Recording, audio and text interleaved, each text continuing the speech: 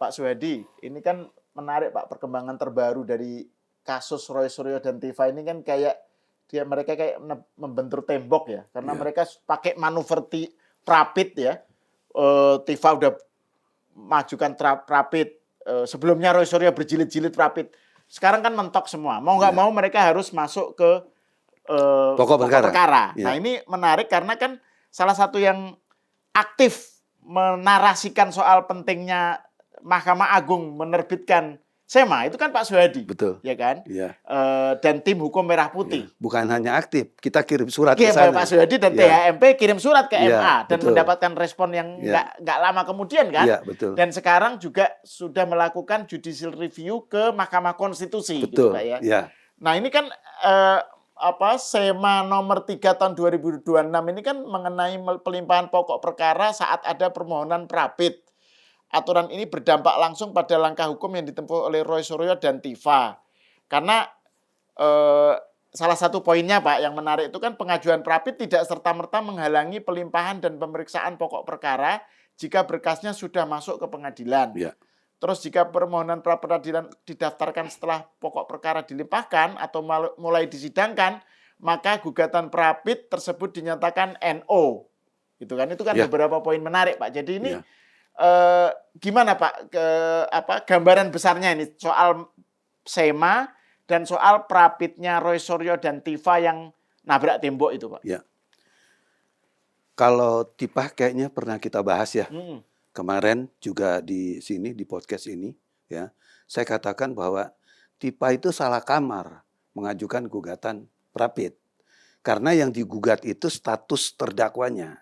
Status surat dakwaannya. Kalau nggak salah seperti itu. Ya. Saya udah katakan itu pasti ditolak. Gitu ya. Cuman kan kemarin dia beradang. Dia nggak terima. Karena menyalah-nyalahkan jaksa yang mengutip pasal 75 dalam bekerjanya ayat 4. Ya. Pasal 75 KUHP ayat 4. Ya. Yang mengatakan bahwa kalau permohonan itu dinyatakan batal atau katakanlah ada putusan batal, itu harusnya diajukan sekali lagi, diperbaiki, diajukan sekali lagi. Tapi yang bersangkutan kan tidak. Dia mengatakan harusnya menggunakan pasal 206 dong, gitu kan. Apa isi dari pasal 206? Itu berbunyi apabila ya suatu eksepsi atau suatu bantahan itu dikabulkan, ya terus dinyatakan dakwaan itu surat dakwaan itu tidak dapat diterima, itu boleh mengajukan keberatan kepada pengadilan tinggi, bukannya banding loh ya dalam konteks ini. Karena yang namanya Prapit itu tidak mengenal dalam upaya-upaya seperti itu, mengajukan keberatan kepada pengadilan tinggi. Itu semangatnya. Kalau bicara tentang bagaimana putusan itu dinyatakan bahwa surat dakwaan itu batal, wilayahnya bukan diajukan kepada pengadilan tinggi, tapi bentuknya perbaikan. Itu undang-undang kok ya, pasal 75 ayat 4 gitu ya. Itu. Nah, terus kemudian berkaitan dengan masalah-masalah Prapit yang berulang-ulang, kami dari THMP ini menyikapinya, kok jadi kayak begini ya KUHP yang baru ini ya. Kok tidak mencerminkan suatu kepastian hukum. Kok tidak mencerminkan semangat aja sederhana, cepat dengan biaya murah. Kok jadi bertele-tele dan lain sebagainya. Makanya kami bersurat kepada Ketua Mahkamah Agung ya agar dikeluarkan perma maupun SEMA. Tujuannya apa? Ya supaya ada kepastian. Ya, alhamdulillah, puji Tuhan, ya Mahkamah Agung mengeluarkan SEMA itu, betul, ya. Betul. Semangatnya dari SEMA itu ini menarik, ya. Tadi saya juga belum lama habis diwawancarain dengan El Sinta. Saya jelaskan apa sih semangat daripada SEMA itu. Ya. SEMA itu kalau saya memahami ya dan mengkaji secara lebih jauh, ya. Pertama, SEMA itu tidak bersentuhan langsung dengan pasal-pasal yang berkaitan dengan Prapit, ya, dengan pra-peradilan. Kenapa saya katakan seperti itu? Ya, karena pada saat dikatakan bahwa Prapit itu boleh berkali-kali, Mahkamah Agung nggak menyinggung persoalan itu, karena dia katakan dengan kata yang sederhana aja boleh diajukan. Kalau perkara sudah dilimpahkan, masih tetap boleh diajukan. Tetapi putusannya harus tidak dapat diterima. Atau Oh, dalam bahasa hukumnya itu NO. NO. Ya, itu Oke. semangatnya seperti itu gitu Ya, kan. ya, ya. Ya. Tapi pokok perkaranya juga jalan gitu kan. Jalan dia tetap dipersidangkan. Harus dilakukan persidangan-persidangan berkaitan dengan pokok perkara. Nah, kalau kita melihat seperti ini ya, Roy walaupun dia sekarang mengajukan prapit yang kesekian kalinya, harusnya ya Pengadilan Negeri Jakarta Timur sudah harus mengagendakan Roy Suryo dan Tipa untuk diadili. Karena kan semanya putusannya seperti itu. Ya. Ya kan? Apa yang dikatakan oleh SEMA di situ harus disidangkan dalam pokok perkara, ya harus dikerjakan. Gitu. Jadi artinya ya silahkan Roy mengajukan prapit, tapi pokok perkaranya juga harus jalan. Ya. Nah ini kan orang bingung, kok jadi seperti ini, gitu ya. Mm-mm. Nah ini saya juga tadi saya udah jelasin. Semangat Mahkamah Agung berkaitan dengan masalah ini, ya tadi acuannya itu juga kan dikutip. Pasal yang selama ini kita bicarakan juga dikutip oleh Mahkamah Agung, dikatakan bahwa ada Undang-Undang Pokok Kehakiman nomor 48 tahun 2009 ya di dalam pasal 2 ayat 4 ya, ajas peradilan itu cepat, sederhana dengan biaya murah ya. Nah, ini yang yang disemangati oleh Mahkamah Agung. Lah kalau berjilid-jilid seperti ini terus menjadi sederhana, menjadi berbiaya ringan, menjadi murah kan enggak. Kan enggak, ya. Ya kan? Jadi bertele-tele kan? Ya. Ya berlarut-larut. Sedangkan orang yang melaporkan ini seperti nggak ada kepastian hukum. Ya kan? Kapan saya harus disidang nih? Kapan saya harus datang ke pengadilan? Kan ini yang menjadi persoalan gitu. Nah tadi juga setelah saya renungkan semangat daripada ini ya, itu kan harusnya ya semangat dari pembuat undang-undang itu harus mencerminkan perspektif berkaitan dengan masalah P21 ya. Perspektifnya apa dalam kaitan ini? Kan yang namanya perkara sudah dinyatakan P21 ini berkaitan dengan SEMA. Ya. Karena SEMA kan larinya perkara sudah dilimpahkan ke pengadilan. Ya. Semangatnya seperti itu. Berarti kalau kita bicara tentang semangat perkara sudah dilimpahkan itu harus disidangkan dan prapit juga boleh dijalankan tapi harus NO. Nah, kita harus melihat nih apa sih yang tersirat di dalam peraturan-peraturan ini. Semangatnya apa? Ya semangatnya apa? Semangatnya tadi ya. Kalau perkara sudah P21 kemudian dilimpahkan kepada JPU, Jaksa Penuntut Umum, kepada Pengadilan Negeri, ini harusnya bukan wilayah prapit lagi, ya kan? Karena kalau wilayah prapit kan kerja-kerja penyidik dan kerja-kerja Jaksa Penuntut Umum yang melakukan kesalahan dan atau kekeliruan, sehingga itu bisa diperadilankan. Nah kalau udah seperti ini kan menjadi ambigu, ya kan? Kita lihat kata P21. Karena kata P21 perkara itu dinyatakan lengkap. Istilahnya bukan sempurna, ya mendekati sempurna. Kalau sempurna kan harus diadili dulu dan sebagainya gitu kan.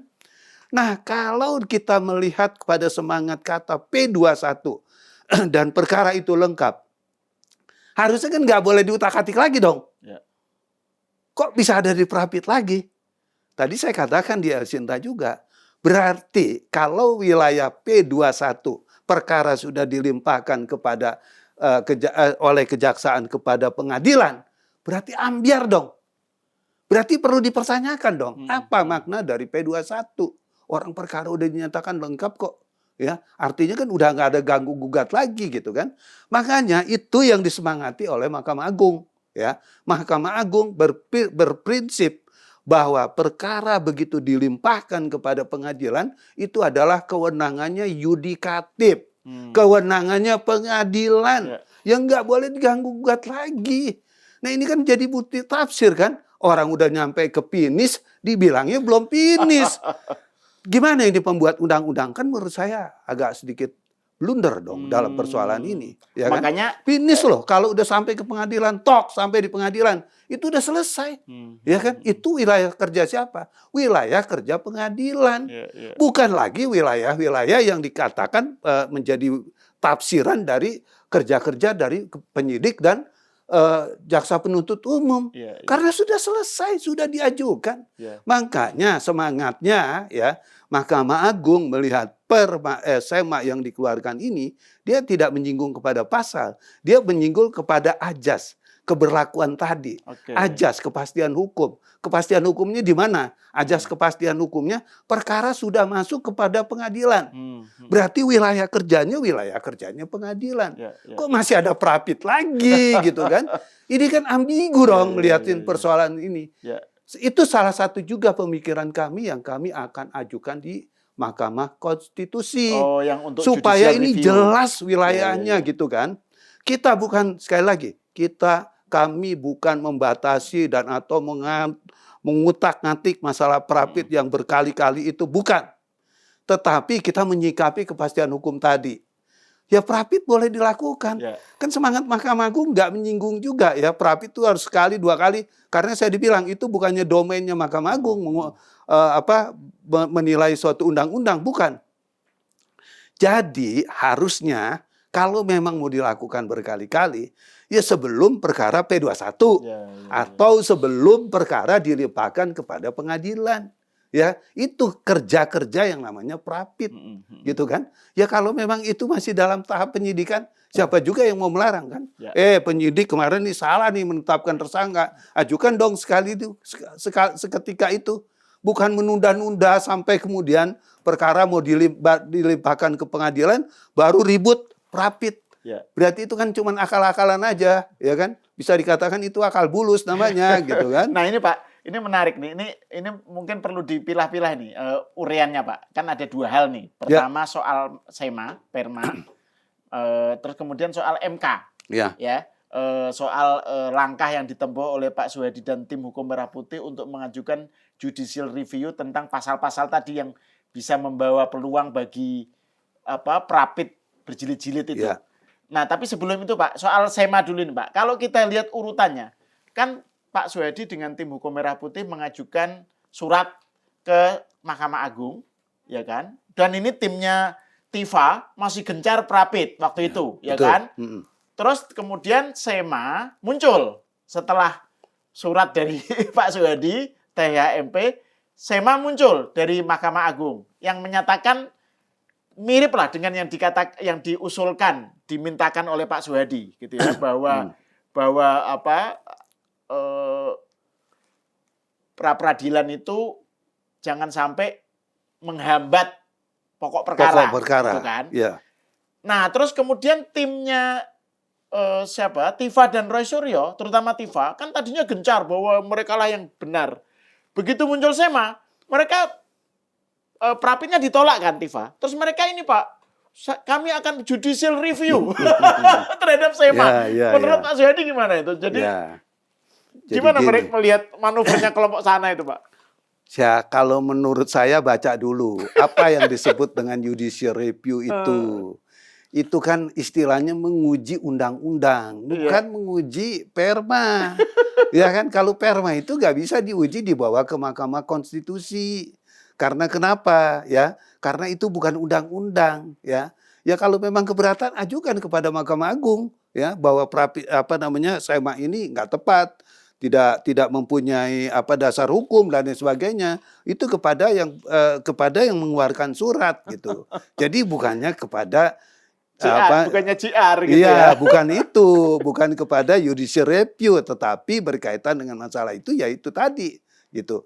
Nah, kalau memang berkaitan dengan masalah Mahkamah Agung menyebut pasal ini salah, itu boleh diajukan review lagi kepada Mahkamah Agung, tapi itu atau kepada MK untuk diuji. Ya. Ini kan nggak bersentuhan. Tadi saya udah jelasin dengan sangat jelas kan. Ya. Mahkamah Agung tidak mencampuri undang-undang hukum positif yang tertera di dalam KUHP. Tapi concernnya bagaimana perkara proses cepat sederhana dengan biaya murah ini terpenuhi sesuai dengan undang-undang Mahkamah Agung, undang-undang kehakiman itu. Ya, Pak, itu kan di sana itu kan ada Refli Harun, ada Al-Katiri, ada pokoknya orang-orang yang selalu muncul di medsos, di televisi, di ranah publik Pak ya. Dan mereka kan keluar-keluarnya kan seakan-akan mereka dalam pihak yang benar gitu ya. Sampai muncul SEMA ini.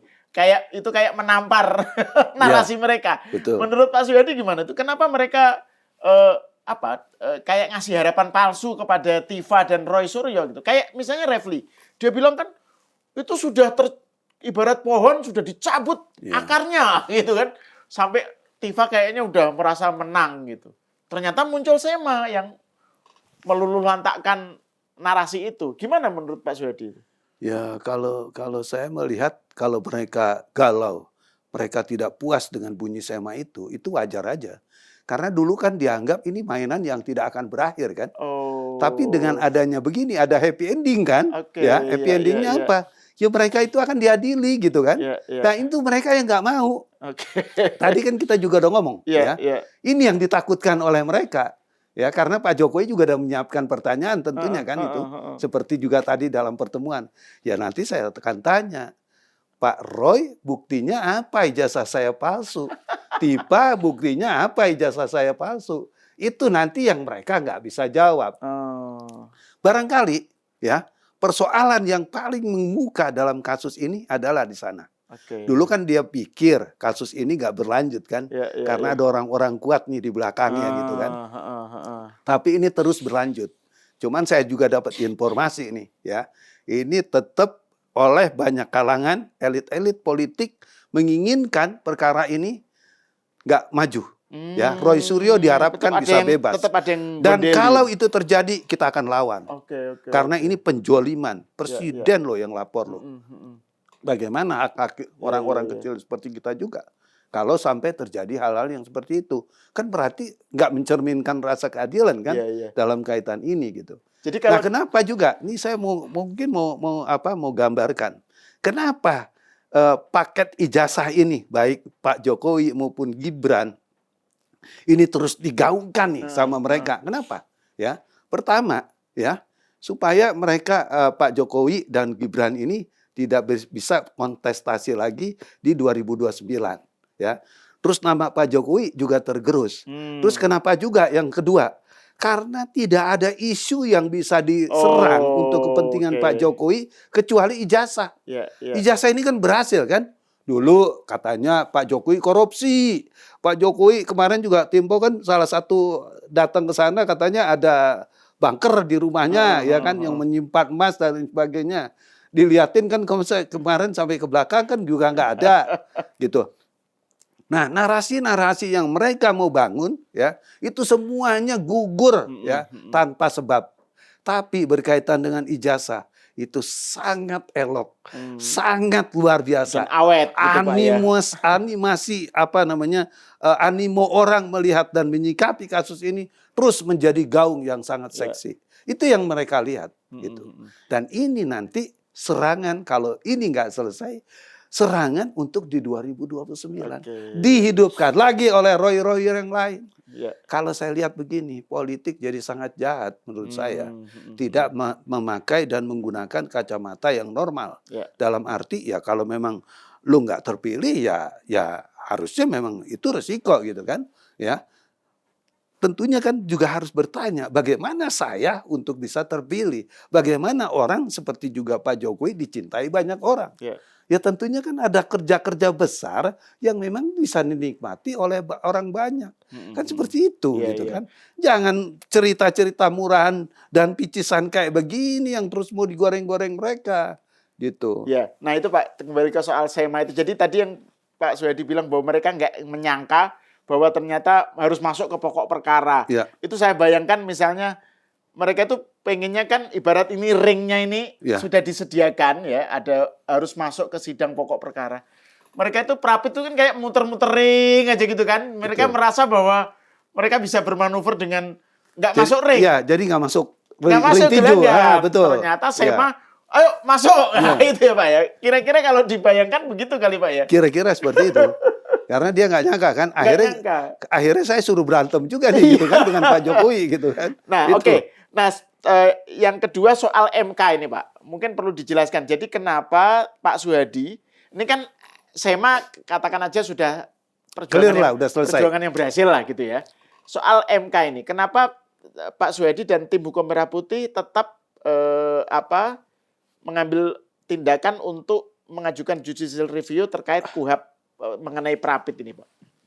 Kenapa? Ya. Jadi Karena- atau bisa dijelaskan dulu. Ya Jadi, karena kita melihat gerah ngeliatin Prapit berjilid-jilid. Kita oke. nggak mau seperti itu gitu itu kan. dimungkinkan karena KUHP itu ada aturan yang nggak begitu jelas gitu, Nggak Pak, ya? begitu jelas ya. Oh. Karena kan bunyinya setiap kali ya perkara Prapit diajukan pokok perkara tidak boleh disidangkan. Itu kan di dalam pasal berapa itu Oke, seperti itu bunyinya. Itu yang dipakai Kita oleh nggak mau seperti itu Oke, gitu kan iya. ya boleh ya Prapit mungkin nanti pertimbangan MK seperti apa ya sebelum pokok perkara itu dilimpahkan. Ini kan perkara sudah dilimpahkan tadi saya sudah katakan Ya. wilayah P21 sampai juga pelimpahan kepada pengadilan mereka baru ribut peradilan.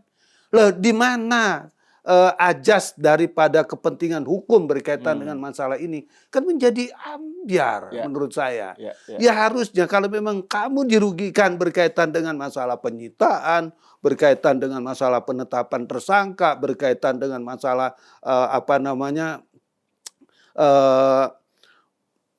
penahanan dan lain Ya. sebagainya, itu kenapa nggak pada saat itu gitu Ya, diajukan ya. ya harusnya kan diajukan di saat itu ya gitu. Cuman juga kalau memang udah beberapa persoalan yang memang sudah terjadi di dalam proses itu memang sudah dilakukan oleh penyidik, ya satukan dong. Ya. Karena kan saya dibilang ya peradilan ya itu mengambil ya semangat mengambil ya dokumen berkaitan dengan Prapit ini itu dari hukum acara perdata. Gitu loh. Oke, iya, Jadi iya. hukum acara perdata itu apa sih? Di situ mengenal posita dan petitum, ya kan? Positanya apa? Ya ceritakan dong di situ. Jadiin satu, ini penyidik kita duga melanggar tentang penangkapan yang tidak sah, penetapan tersangka yang tidak sah. Satukan, gabungkan, sederhana. Nanti tinggal bagaimana hakim tunggal di Prapit itu yang akan menguji, ya. Dari item-item mana yang memang terjadi pelanggaran. Karena kita lihat sekarang, ya benar dan tidak kerja penyidik tetap di Prapit kok sama mereka. Oke, iya, Karena kuncinya mereka itu Prapit ukurannya adalah dari sprindik yang dikeluarkan oleh penyidik. Padahal kalau kita lihat dasar Prapit itu kan memang ada 6. 6-6-nya mau dikerjakan termasuk juga yang nggak ada masuk di situ. Seperti Tipa kan kemarin kan, ya status terdakwa tetap menjadi objek Prapit. Padahal objek Prapit itu hanya 6, tidak masuk dalam konteks terdakwa. Ya. Tapi tetap di Prapit kan, gitu. Ya.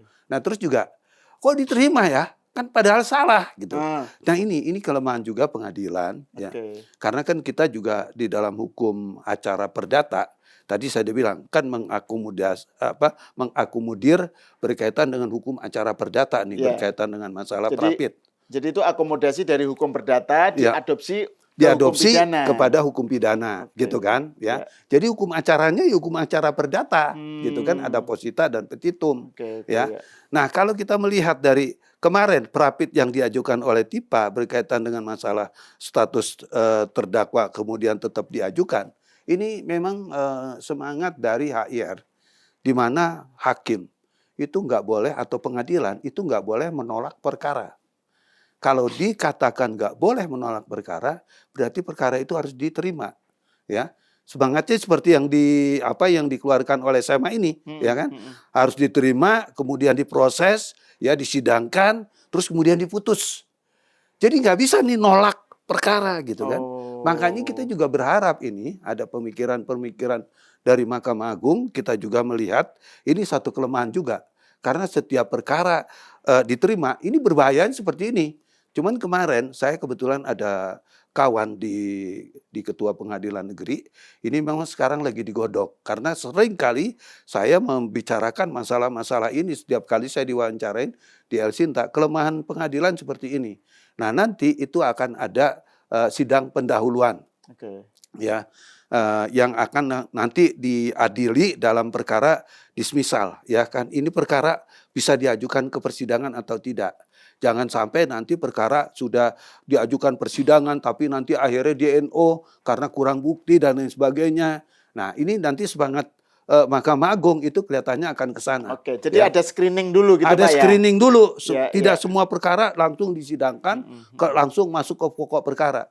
buktinya dilihat, benar enggak buktinya, terus kemudian alasan-alasannya juga nanti dilihat, benar enggak alasannya sesuai dengan permohonan-permohonan yang memang ada di dalam posita dan petitum. Ya. Kalau memang itu sudah lengkap dan memang ini layak bisa dimajukan, berarti perkara bisa dijalankan, bisa disidangkan. Oke. Itu. Ya. Oke, saya kira ini menggambarkan dengan jelas lah. Dan saya mau mengucapkan selamat kepada Pak Suhadi dan tim hukum Merah Putih. Ya. Makasih, yang sudah makasih. mendatangi Mahkamah Agung, kirim surat, terus kemudian muncul SEMA, membuat Tifa dan Roy Suryo kalang kabut. Dan sekarang ya kita masih menunggu Pak ya hasil keputusan MK Pak ya. Tentang judicial review yang diajukan oleh Pak Suhadi ya. Betul. Dalam waktu dekat ini sidang kok. Oke. Udah ada nomornya juga. Oke. Ya. Ya, semoga aja juga hasilnya positif supaya tidak ada tadi ya ketidakjelasan soal Prapit bisa diajukan terus padahal pokok perkara sudah jalan gitu Pak ya. Oke, terima kasih Pak Suhadi. Pemirsa sampai di sini dulu. Kita berjumpa lagi di episode selanjutnya.